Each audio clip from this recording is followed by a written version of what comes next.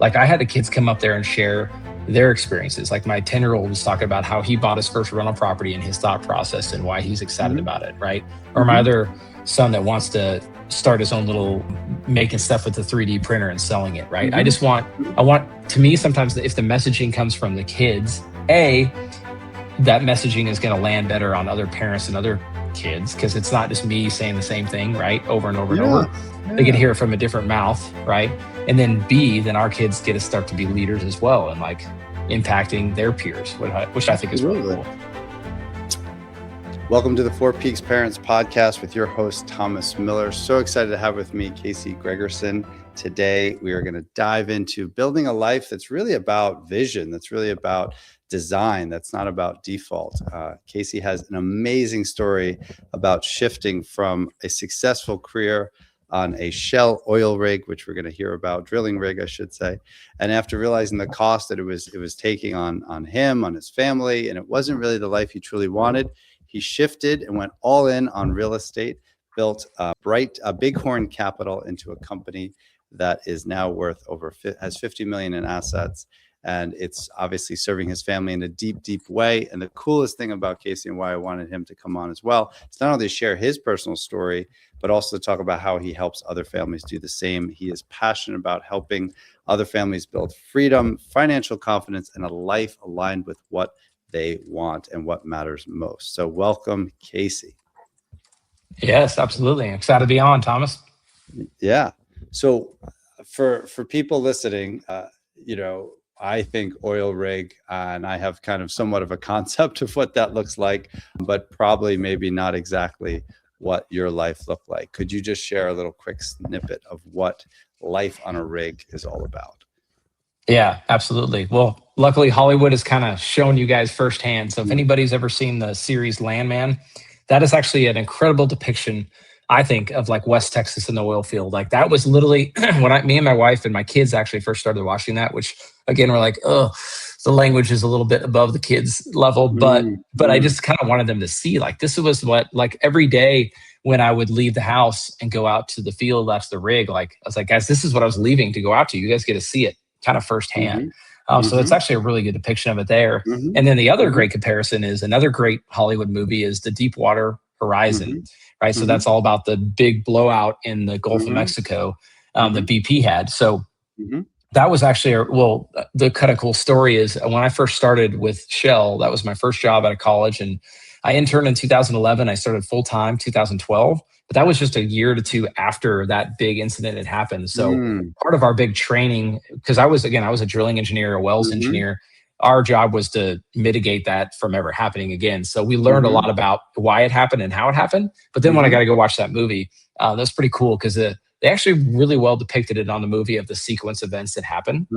But again, just picture that, right? From the helicopters to like being out there. Aside from, fortunately, I was never part of a blowout or a crazy event like that. But anyway, that's what life looked like for me for half of my life. It was about 7-8 years I did this. But I was 2 weeks on, 2 weeks off, or maybe 3 weeks on, 3 weeks off. So half my life was there and the other half was at home flipping houses and buying rental properties and all that. I was getting to live two lives. I kind of liked. Yeah. I think, and we were talking offline just moments ago, and you don't have to self-identify with having ADHD, which is a superpower, by the way. But I love that you were sharing how when you were back home, of course you were leaning into being a present dad, but because your brain is always going, which is the same for me. And I can identify.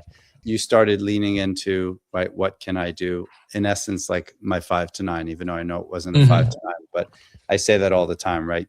Leverage your 5 to 9, right? That's really where we grow. And so speak to sort of how, that came about, because you were clearly, like you said, on, off, on, off, on, off. And then what kind of inspired you to want to develop, right, something that would actually give you a lot more financial freedom, as well as, freedom to be the dad you want to be, the husband you want to be, et cetera. Oh yeah. This is where it's all at, Thomas. This is how my story and the story that I want to help other people with is, so like a lot of other people, maybe a lot of other real estate folks, they'll typically, if I'm on a real estate podcast, everyone's always read Rich Dad, Poor Dad, right? So that was me. I was kind of cliche. That was 2015, right? So I started 2012. I was just working my W-2.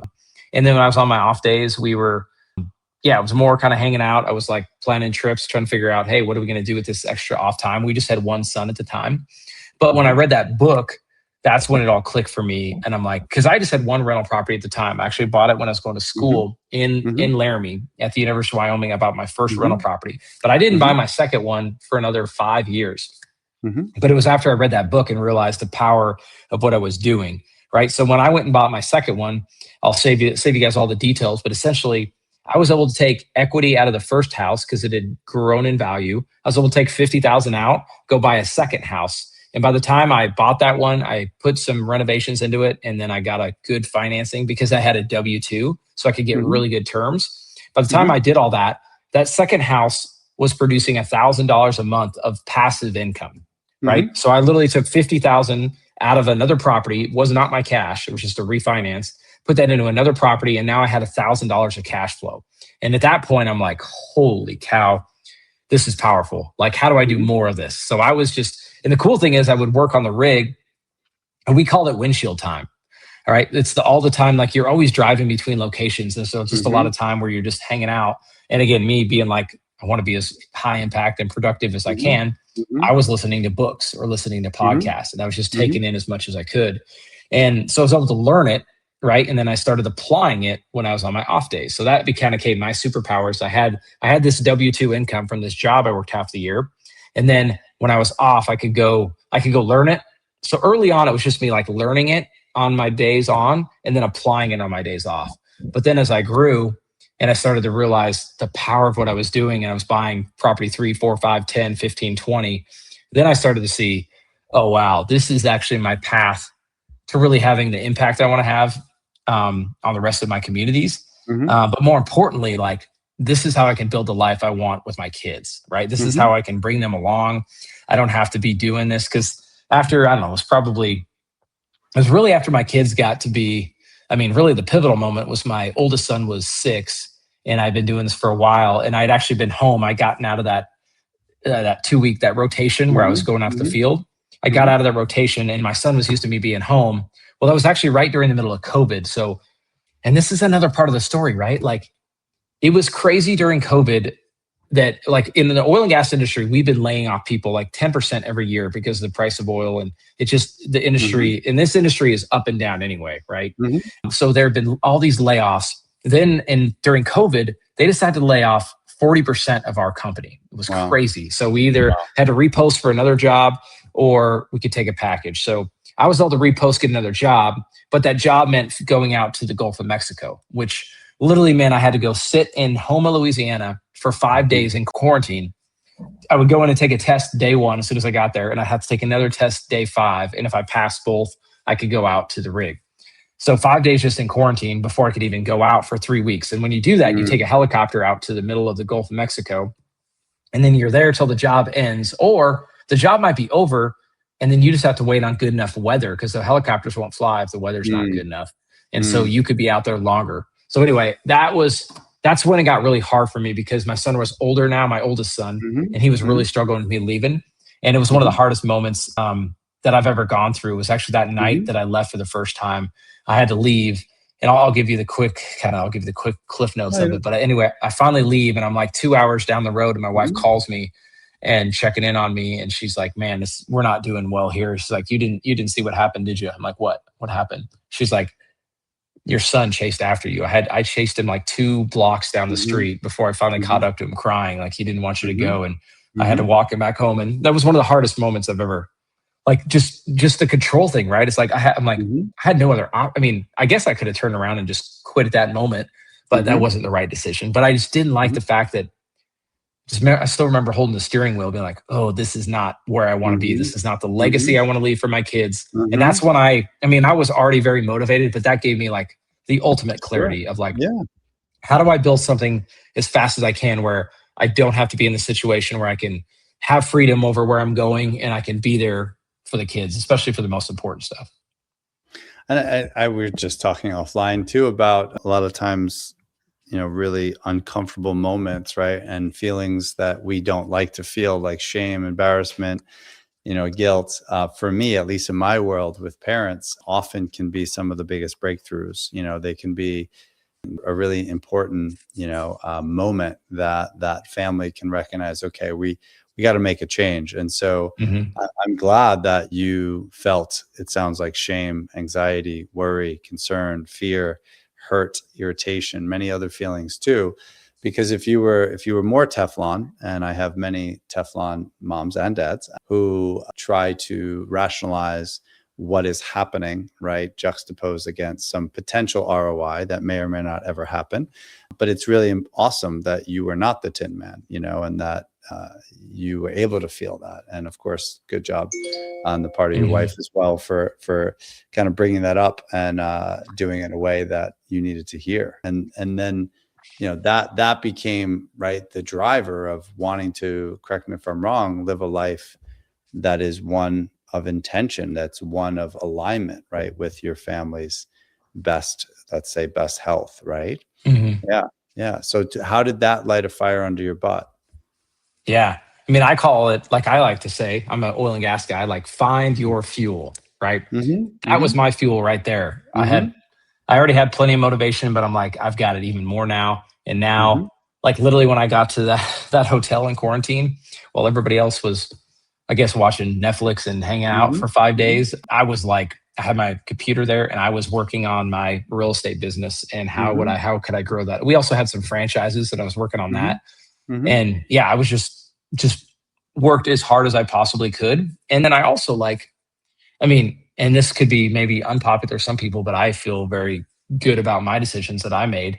Is I was able to figure out I'm in this W-2 job, and if those of you who've worked in corporate America get it, right? Well, either way, what I learned at working for a company like Shell is whether I work 20 hours a week or 60 hours a week, the pay was like a difference of like 10%. It wasn't a huge big bump, Mm-hmm. right? So I Mm-hmm. learned quickly in corporate America, like I knew what I had to do to satisfy my obligations and deliver what I needed to deliver. And I was only going to do that. And then I was going to spend the rest of my time building something that was going to be for me and for my family and have bigger impact. I mean, at the end of the day, too, that's a whole nother side conversation. But in my W-2 job, in my W-2 world, I couldn't have the impact that I wanted to have. And I Mm-hmm. could see the impact I was having in my real estate business and like hiring people and the transformation of these properties and like revitalizing these communities. And like there was so much more purpose there. But more importantly, like I wanted to be able to bring my family along and I wanted to be able to, because Mm-hmm. this is really where it boiled down, Thomas. And when I ended up leaving my W-2 job, or what led to me basically being forced out was I was, so I made that commitment right then, right? Holding the steering wheel, driving down to Louisiana, like I'm going to get out of this fast I can. So I worked really hard. I was able to at least get home. And I was still though, like I had this really cool gig for like about a year where I would work in the office in Houston. So I was only about Mm-hmm. 5 minutes from my house. Mm-hmm. I would work a 12-hour shift. And Mm-hmm. my job was actually back to that BP Macondo blowout spill. They created this job where somebody just had to be in it's called a real-time operating center. So it was like all these screens, picture like a trade floor, right? Had Mm-hmm. all these screens with all these different things I was watching out on the rig. But really, you were just in there to be a warm body. Like there was all these Mm-hmm. alarms and we had to do some reports. So it was a cool gig where I could work for 3 weeks doing that, and then I have 3 weeks off. And I was able to keep, but again, I had had that clarity that Mm-hmm. I was working as hard as I could to build up the real estate business and Mm-hmm. the other franchises. I was building that up so I could have the impact I wanted, but I could still keep my W-2 because that was also helping me grow and build. Because when it came to like financing and buying and keep continuing to grow, like you mentioned on my sort of track record, we now own and manage $50 million of assets.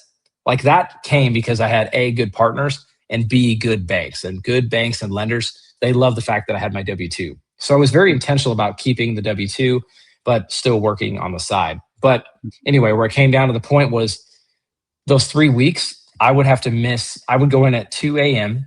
Sorry, I would actually go in at 2 p.m. and I get off at 2 a.m. That was the 12-hour shift. So if you can imagine, if you have kids, you completely miss the entire day, right? Mm-hmm. Like your kids get out of school at 3. I'm already at work. I get home at 2 a.m. and I sleep in until they're already at school. So I was completely missing it. And anyway, kind of to summarize the story, Yeah. I was coaching my son in Little League, and he was that time. Yeah, it was exactly 4 years ago. I was coaching him, and I was on my 21 days off, and just going to one of those games, and just having just the time of my life, being able to be out there with coaching my kid, being a Mhm. part of their life. But I Mhm. was about to go on for 21 more days, and I was going to have to miss all those games over Mhm. like 3 weeks.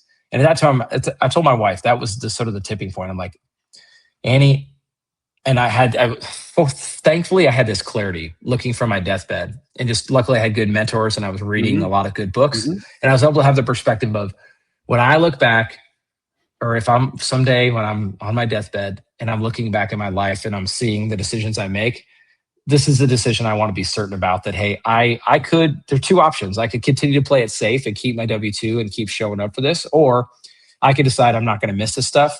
And yes, am I going to take on a little bit more risk? Yeah, but is the risk going to be worth it?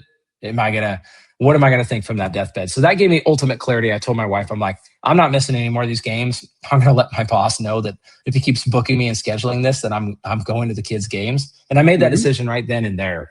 And it's been one of my favorite ones I've ever made. Because, and I've told the kids a little bit, they're still a little bit younger, but the other thing again, in my mind, maybe this isn't sure how I should think about it, but I like to think of, I hope my kids grow up someday and they know dad literally quit his job because he didn't want to miss my games. He wanted to be there for me. He wanted to show up. And it was so important to him that he basically left his job for it. And I Yeah. figured yeah, go ahead.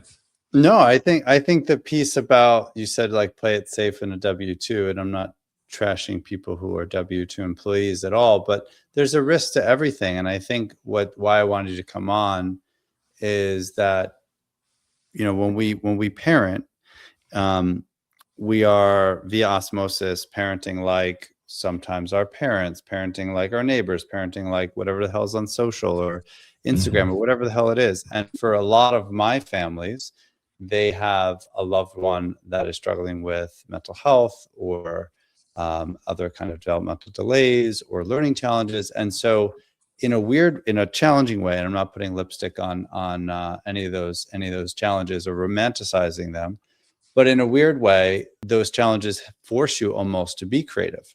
And your situation forced you to be creative. And I would argue that if you continued, not to say solely W-2, but if you continued on some level to put your kids on a shelf, taking them off when it was, you were able to, Mhm. that is a risky proposition. So as much as Yes. W-2 was safe, as you can say, it's not safe. And what you're doing now is risky because there's vicissitudes, and I'm sure now you're, out of early gen startup mode. But the idea is to not build a life that is based on an alignment.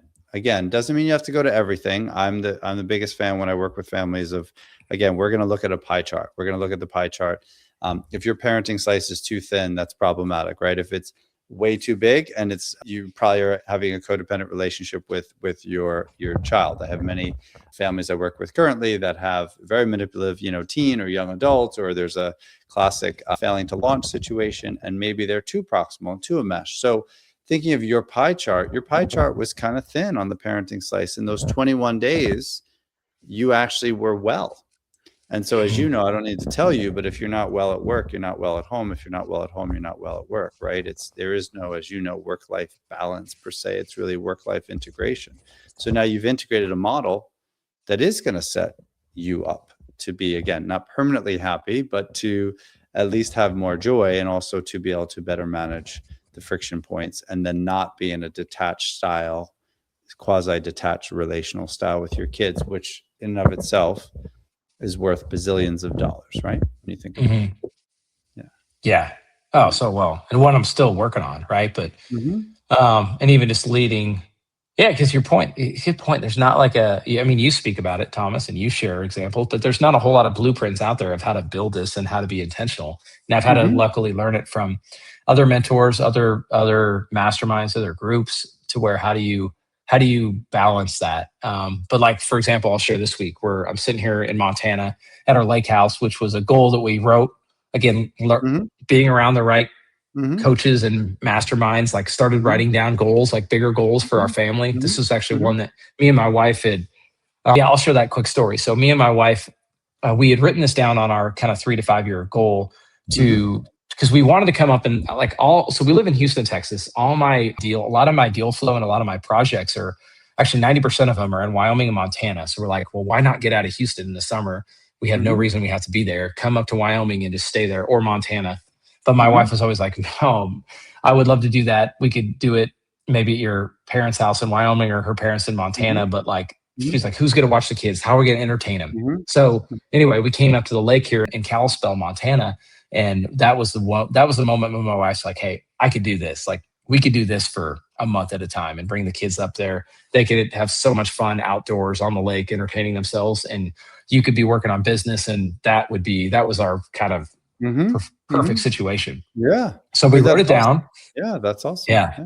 Yeah, so we wrote it down, made it a goal, and then yeah, and just like we know the power of writing things down.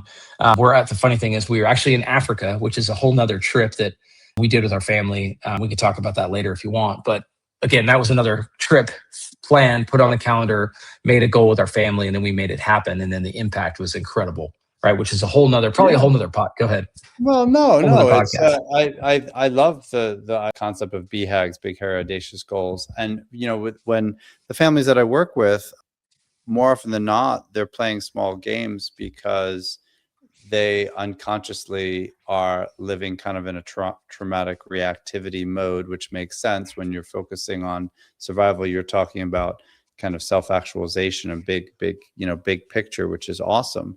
And but to allow trauma, because there was some trauma. I'm not you're not going to play armchair therapist too heavily on you here, but the idea that you said one thing, your kids are totally fine. There's no freak out here. But it always cracks me up when people are like, oh, my kids were like 4. They didn't really experience anything. I'm like, it was like the most crucial time of their lives. You know what I mean? So Yeah, the fact that you made these jumps is so important, because we often, as I could, not for me, because I'm a clinical person, there's many things I have many blind spots about, and I'm very stupid about so many things. But when it comes to understanding the neurobiology of children and healthy development, I get that. So there's many things I don't get.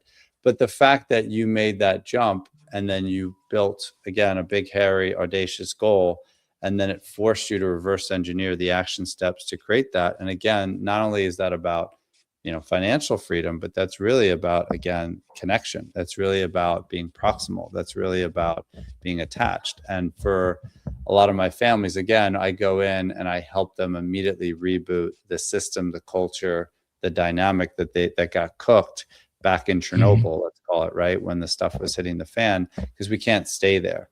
And the fact that you had the audacity, again, you can own or not own, entrepreneur, ADHD, whatever the hell you want to call it, it's all good, by the way. There's ADHD is such a superpower. I actually find it fascinating that I actually believe there is a biological reason it continues. So I actually view ADHD as a positive thing, because from a Darwinian standpoint, it would have been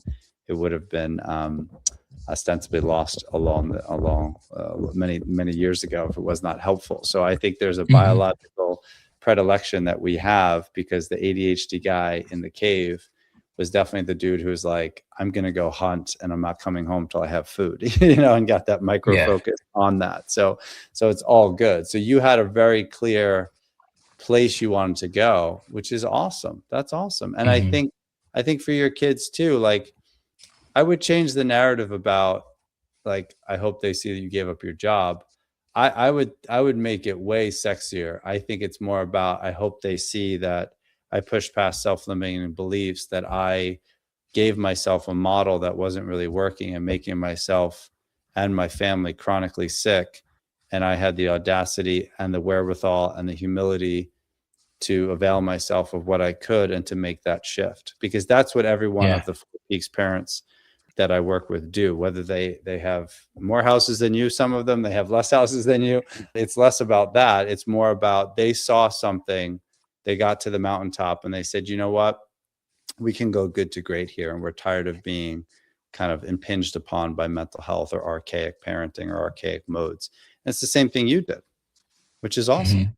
And think about, like you said, the epigenetics. I can really dork out on the brain, but the epigenetics from a legacy standpoint of your kids, your grandkids, your great grandkids, and so on and so forth. That's all Yeah, in there. You know what I mean? yeah, So they yeah. already Such a know good it. point. They already feel it. I'm sure they feel you now versus then. I'm sure you were a night and day person. You don't think so? You don't think you're dadding differently? Yeah. Oh, without a doubt. And Yeah, even like just how you show up now versus then. I'm sure it was this, right? Push pull mhm. way back when. Yeah. Oh, yeah. Yeah. And just being able to integrate them in now. So, for example, where I was pretty much going with all that is like we set the goal, made it happen, found the right property, right time, right place. And again, all these different things kind of fell into place, but it was because I was taking all these little steps, making all these little bets. Yeah. And we bought this lake house here up in Kalispell, Awesome. up on Lake Blaine. And now Cool. we're here for the week. The family's here. I'm here on a podcast for an hour. This afternoon, we'll be Mhm, going out fishing and mhm, enjoying mhm, that time, but they get to be a mhm, part of it. mhm, And then we're going to do our retreats up here, right? So it'll be cool. mhm, Like we'll be bringing other families. mhm, And the goal of these retreats is we're bringing not just a bunch of guys or a bunch of husband and wives come, like bring your families. This mhm, is it, right? This is what I've boiled it down to. My goal is when people walk away from it, they're going to walk away with the kids are going to say that was one of the most fun vacations. We were on the mhm, lake, we were fishing, we were mhm, mountain biking, we went and saw the animals up in Glacier, mhm, and they're just mhm, raving about it. But the parents are mhm, like, we got this clarity. We're around the mhm, right people who are mhm, thinking like we did mhm, or like we should be, and that's what I'm most excited. And then the kids, mhm, the reason I'm bringing this up is like now our kids get to see it, and they get to see that because yeah, we operate. I mean, on average, I'm sure you probably see this compared to the rest of our communities or humanity, where we have a different operating system. Most people don't mhm, operate like this, but if they can come mhm, into our world and see how mhm. we're doing it, like to me, Sure. that's really cool. And the kids can be Yeah. leaders of it, right? Like Yeah. eventually, I'm excited for my kids to be able to lead. I did this at some Sure. of my other events. Like I had the kids come up there and share their experiences. Like my 10-year-old was talking about how he bought his first rental property and his thought process and why he's excited Mhm, about it, right? Or my mhm, other son that wants to start his own little making stuff with the 3D printer and selling it, right? mhm, mhm, I want to me sometimes if the messaging comes from the kids, that messaging is going to land better on other parents and other kids because it's not just me saying the same thing, right? Over and over and yeah, over. They get to yeah, hear it from a different mouth, right? And then B, then our kids get to start to be leaders as well and like impacting their peers, which I think is really absolutely. cool. Absolutely. Well, I mean, as you know, leaders create more leaders. So it's less Mhm. about even for me, again, everything you're saying, I think is great. And it's less about whether they're entrepreneurs. It's more about that you're helping them to access their passions today.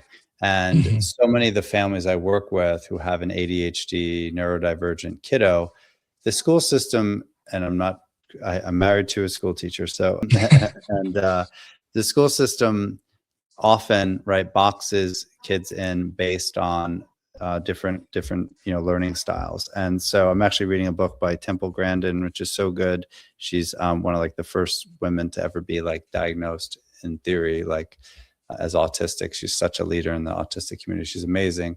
And she's talking about people think either in pictures or patterns or potentially words. And for her, she's saying most neurodivergent people are never going to think necessarily in words. I actually think in words, and that's why I miss my wife all the time, who's an artist who thinks in pictures. But your kids, however they think, whatever their learning style is, they probably are experiential learners, right? Because you're giving them and showing them this kinesthetic, tangible thing that they can touch and feel. And when we think about the school system, it's a challenge because you're asking kids to do something that more often than not, particularly boys, is out gradient to their neurodevelopment. And to give your kids, again, these opportunities to have agency to be assertive, that's to me the more Mhm. powerful thing. Yes, you're helping them construct things that, of course, have a financial and an emotional and a social, emotional, developmental ROI, which is huge. But it's more that they're clearly not being couched through some old model that they feel they can't fit in, and Mhm. you're giving them permission to become whatever that looks like. If it is following your footsteps and running the show one day, cool. If it's something completely different, it doesn't matter. You're just providing them passion versus apathy, which I think is Yep. huge. Yeah. Yeah. And if you hadn't made the jump, I think it would have continued to eat at you and it would have been rather corrosive. And I think you would have been unconsciously acting out a little bit and even more cranky Mhm. than probably you were Yeah. at the time, Oh yeah. Yeah. Yeah. Without a doubt. Why do you think, it's an obvious question, but why do you think it's important to raise financially literate kids? Because I think that's a piece that's a lot of families miss, that not talking to kids about things like business or things like, things that could be a hook for them that they could really be on fire about, and that also would obviously set them up to be more financially literate in their early adulthood. Yeah, I mean, the obvious parts are no one ever showed us. Like, I mean, and my dad wasn't like my dad always told me, help me set up a checking account when I was a little kid and help me show how to balance. Back in the day, you were balancing a little ledger in your checkbooks. Oh yeah. Oh Um, yeah. and learning how to save money, but he wasn't necessarily teaching me how to invest and how to own a business and do stuff like that. So yeah, I think I've just learned it through books, and it completely flips the script on how I think. And now I'm just trying to teach adults how to think like that. And that's a big part of like our Revive content, and part of like my course that I have. It's like, how do you rewire people's brains and teach them how to think like this and not just think like a W-2 person? Because again, I live that W-2. And then one of my big things is like, your W-2 could be your superpower. Like that can allow you to grow and go build the life you want to build. Right. But back to the kids, like, why not teach them at a lower age? And in general, the schools aren't like, I've actually seen some examples where they are doing a little bit of it, but they're still not teaching it to our level. And then, but with me, I guess, fortunately, and I guess maybe I'll tie it back to the audience right now, but it's been incredible. And this is where it shows up, right? Like, you don't notice it, that the kids are actually listening, right? And whether I'm doing a call, whether like talking or whatever, like, because I don't try to force it down their throats. But the crazy thing is, like, we saw it when I went to Africa for the first time, and we created some space, and it was a little bit slower, a little bit more time for like open conversations with the family. And then we were going around the table and we're asking the four boys, like, if you had $1 million, we're actually playing this game where you pull out these cards, right? So you pull out a card, and the card prompt was, if you had $1 million, what would you do with it? Right. So they kind of all went around. And then my 10-year-old, he's like, well, I think I would want to go buy a Dick's Sporting Goods store, because I'd have all this cool sports stuff, but also I'd have a business and I could continue to make more money. I'd get that $1 million and I have a business that I would make more money. And it's like, that's something I was not pushing down his throat. That was something he just naturally, like, he made that decision in his head. Right. And so I would argue, so I understand that maybe not everyone's talking about the same ways I'm taking, but I would encourage parents, like, try to get around other families and other people who are thinking like that, right? Surround your kids with other kids who are thinking like that. And then they'll start having those kind of same realizations, those same thought process, and become wired to be, like you said, they don't have to be an entrepreneur, but at least be thinking from a financial standpoint, like, where are we going with this? What are our goals? What are we trying to do? I think abundance is probably the easier way of thinking of it. Like, I'm the biggest fan of an abundance mindset. And even, I have families that have kids that are struggling with a whole host of, oh my God, from addiction to mental health to medical challenges to whatever. And there's always a way to have an abundance mindset within, even if your ceiling potentially may not be as high as the next person, or you're bequeathed an invisible backpack that has tons of heavy crap. The idea of playing small games in and of itself on the front end as kind of a framework is only going to have a shunting effect on your resiliency. So for me, with the families I work with, I'm always trying to help them to raise resilient kids and to look at adversity as an opportunity. And so I think your kids, of course, via osmosis, are hearing all these concepts and words, but more importantly, you're showing them, right? It's not as simple as, just do as I say. You're literally modeling the way forward.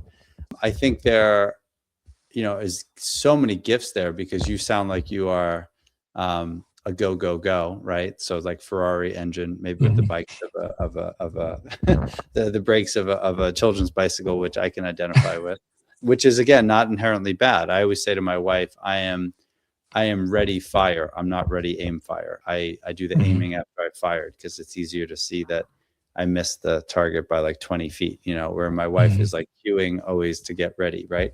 So there's different strengths for different folks. She's more of a processor than I am. I'm a fried chicken, and she's a pot roast. Both are amazing meals. But in terms of your kids, what you're doing for them, which is huge, is, again, giving them the agency, the empowerment to take action. And I believe it's action over everything, in terms of, particularly even with mental health, because as we know, screens, isolation, stagnation, disconnection from nature, your body, from exercise, not great for children's healthy development. And so you probably, or not probably, I know you are putting them in the seat of action, which is awesome. And they don't have to be fraught with worrying so much about what ifs, because you're probably helping them realize a lot of their choices are rubber balls, and it's okay to fail forward early and often so they can win later on, which is awesome, which is Yeah, great. 100%. Yeah. Yeah. If you were to think of like, you know, where you and or your wife and or family, where do you feel like is a weakness that you need to focus on to continue this evolution and this awesome, amazing growth cycle that you're on? Where do you see Ooh. opportunity? Yeah. Oh, yeah. Always plenty, right? And that's what me and my Mm-hmm. wife talk. Like, I share a lot of content of what we're doing and the right things. But yeah, I mean, I'm also vocal about being the where I can get better, right? Like, one big thing is I just feel bad with 4 kids. My wife, like, we try to stick to like weekly date nights and Mm-hmm. planning, but I've still got a lot of growth to continue to Mm-hmm. be more Mm-hmm. intentional and show up with her, right? Mm-hmm. Because I'm always, like you said, I'm always like chase, chase, Mm-hmm. chase, want to grow, grow, Mm-hmm. grow, have more and Mm-hmm. more impact. But everything I say yes to potentially takes time away from her. Sure. So anyway, Yeah. that's one. And I just want to Look lead at, my, look at your pie chart. Look at your pie chart. You know, that's a yeah, good one. Like, look at the, I would identify with that slice getting thinned and being backburnered unintentionally as well, yeah, for me. So that's important. Yeah. Yeah. yeah.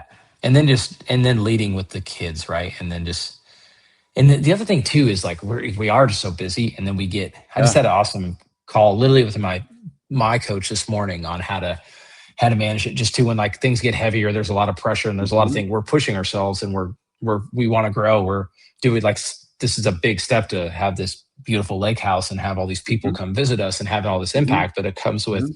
a lot of pressure and a lot of things on our plate. But Mhm. also, yeah, I just want to continue to teach our kids. Like, I'm sure you're probably big on it, but the big what is Simon Freed, the guy that the space between like Mm. when the stimulus and response, right? Yeah. That's one I want to There's a continue to space. teach. Mhm. Yeah, teaching my Yeah. kids to that space, and even myself. Like, I feel it sometimes when I get worked up on something and I just don't. I'm not Mhm. thoughtful about how I control myself, and that's just one. Sure. And I feel like Yeah. sometimes the pressure of like being busy and all these things happening, and you're just like, oh, and then you like lash out. But I want to. That's what I want to continue to grow. My family is like, hey, you do have that. You have that space. You control that space. And I say it all the time, but it's Mhm. one I just want to instill in my kids that you control Mhm. that space, no Mhm. one else. But when you give it up, you have now given it up. So those are the Mhm. big things. Is like teaching them patience a Yeah. little bit more. And Yeah. yeah, Yeah. And putting a pause between impulse and action. yeah, STFD is something I say a lot. Slow the fudge down, or the F down, F word down, however you want to say that. And yeah, I think it sounds like you have a lot of mentors, which is awesome. It sounds like you're really open to feedback, which is great, not a closed system. And maybe just carving out 3 minutes, it could be, to meditate, you know, which 3 minutes, not 30. You know, I can't stand all hmm, the people that are like, I got up at 3:30, I meditated for 90 minutes, I did an ice bath for 4 hours, I did ran a triathlon. You're like, what? Like, you know, like, you see, I'm sure you see these people on LinkedIn, and you're like, what? Like, hmm, how is that even humanly possible? But yeah, even just something as 3 minutes, trust me, I bite on BS from my kids way too quickly at times too. And when you do that, you know, everything's a nail, and then you render yourself only having a hammer. And so knowing how to come alongside, knowing how to actively ignore, knowing how to like prioritize, you know, what does need to be addressed now versus can we shelve it? Yeah, it's all that, all the, oh my God, the bazillion and one mental judo that we do, and parenting, you know, ballet dance that we do. Yeah. So when you think about, because we're wrapping up here, when you think about for that legacy, that moment when you talked about like being at your own funeral, what is it? Could be a sentence, it could be a word, it could be, what for you is the most important thing that pervades kind of your decision making as a father, as a husband, as a founder? mm. I think it's impact would be the one word, right? From impact that I had first and foremost on my kids and my family and how I led Mhm. them. And then hopefully the impact I had on other people. But again, I just keep coming back to impact. Like, Mhm. hopefully I impacted them. Hopefully they saw the importance of impact I wanted to have on other people. Mm-hmm. And they Mm-hmm. saw that's why we made decisions, right? Like we could have just went on vacation and just done that and like not try to help other people. But no, we wanted to help other people. Like I keep Mm-hmm. going back to our like retreats that the kids will be a part of, like Mm-hmm. them, see like, yes, could we do this vacation by ourselves? No. But I also think they love being around friends and more people too. Mm-hmm. They're kind of like me. So it's like, Mm-hmm. could we go impact more people? And just Mm-hmm. that I thought through that lens of how do I help. Mm-hmm. At the end of the day, that's what I've kind of boiled down my bigger vision, my like Mount Everest, like where I want to go Mm-hmm. to. If I'm going to the moon, this is where we're going. It's like, Mm-hmm. how do I help them, as many families as I can, really build and craft the life they dreamed of? And if we can help them do it and we can partner along the way, build these awesome relationships, like we all win. To your point of abundance, like to me, that's how we really take advantage of that abundance mindset. Yeah, well, thank you so much. And for folks listening who want to learn more about those retreats or want to follow you for content, or I know you have a book coming out in the near future, how can folks connect with you? What's the best way? You bet. Anything on social media.